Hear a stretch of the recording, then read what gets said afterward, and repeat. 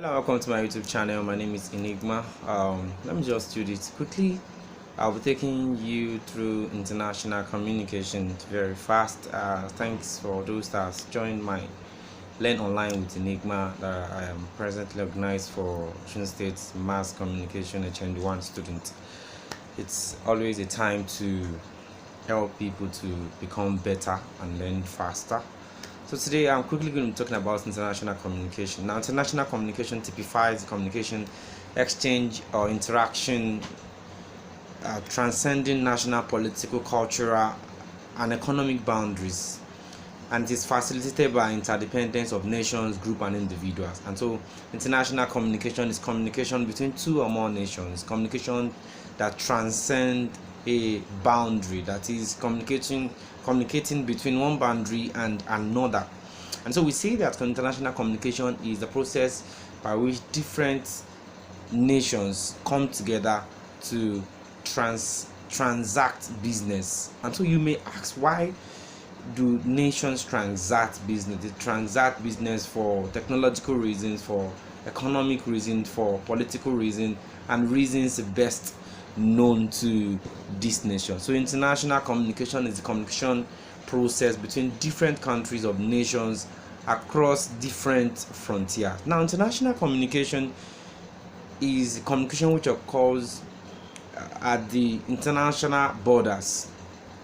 International communication is communications that simply means trans-borders or transactional communication. So international communication means that communication which occurs among group of interdependent nations. Now, why do we study international communications? Now, we study international communication for different reasons, but when nations come together to transact business, you must definitely know that the two different nations have one or two things to gain. Now, first off is enhancement of peaceful coexistence among countries, establishing of mutual development, mutual understanding. And for me, I believe that when different nations come together, there are certain things that they really want to develop. One, ideology; two, political; three, economic; four, education, technology, social, and legal development. So what are the characteristics of international communication? Talk about intentionality, talk about change, talk about distribution technology, talk about content, talk about cultural dominance. Now, international activities, there are a lot of multiplicities of international activities. One is international trade, international war and crisis, educational activities, religious activities, social interactions, game and sport activities. Now, when World Cup are hosted, they are hosted because different nations want to come together, and they want to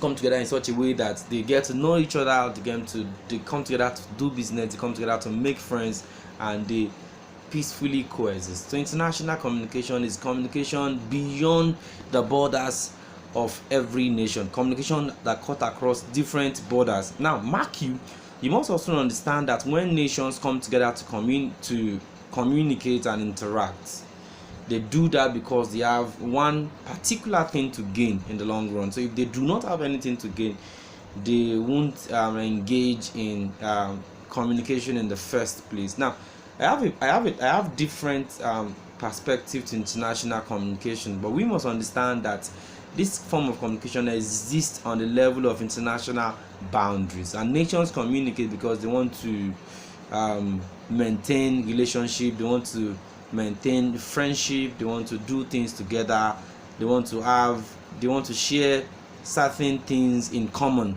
So nations participate in communicating with each other, provided that they have one or two things to gain. And that is where the issue of media imperialism, media globalization comes into play. So we must understand that in communicating, in international communication, nations come together to communicate and share ideas that we develop and foster, that we develop the nation in question. That's another reason where diplomacy and all these ambassadors that we hear comes into play. So international communication is one of the ways that nations use to work together. And so there are also theories of international communication. There are different theories of international communication. We have the modernization theory, we have the dependency theory, we have the world system theory, and we have the hegemony theory. This is just an introduction to international communication. Ladies and gentlemen, please kindly subscribe to my YouTube channel. After watching this mock video, I just prepared without preparation for you.